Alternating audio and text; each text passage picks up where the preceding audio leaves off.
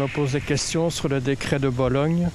A priori, il s'agit d'une initiative très intéressante, mais je voudrais savoir s'il y a des études qui permettent d'en étudier le rapport qualité-prix.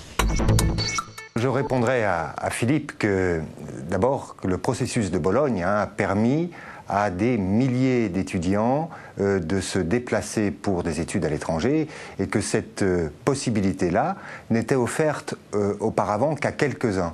Et il y a aujourd'hui un formidable mouvement de jeunesse internationale qui part étudier à l'étranger. Puis la deuxième chose que je répondrai à Philippe, c'est une harmonisation progressive assez douce dans son processus des diplômes et qui permet cette mobilité professionnelle. Alors, si on veut évaluer le coût-bénéfice du processus de Bologne, on doit se caler sur un certain nombre de préconisations qui avaient été faites par les grandes organisations internationales et par les nations elles-mêmes.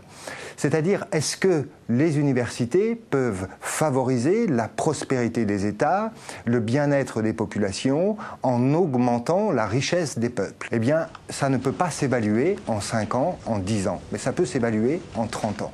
Et les premières mesures, les premières indications qu'on peut observer dans ce domaine montrent que le marché européen, et ce qu'on a appelé dans le processus de Bologne le marché de la connaissance, l'Europe de la connaissance, est très favorable à l'innovation. Alors néanmoins, je crois qu'il faut entendre les critiques.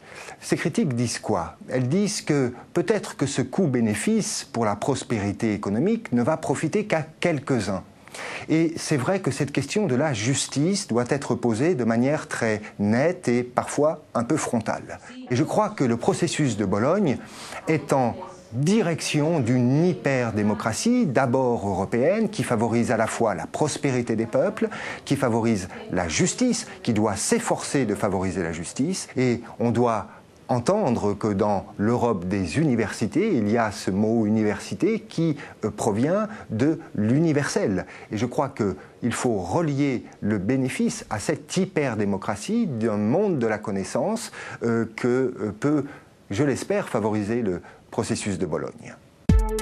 Si vous souhaitez vous aussi poser une question, rendez-vous sur notre site internet.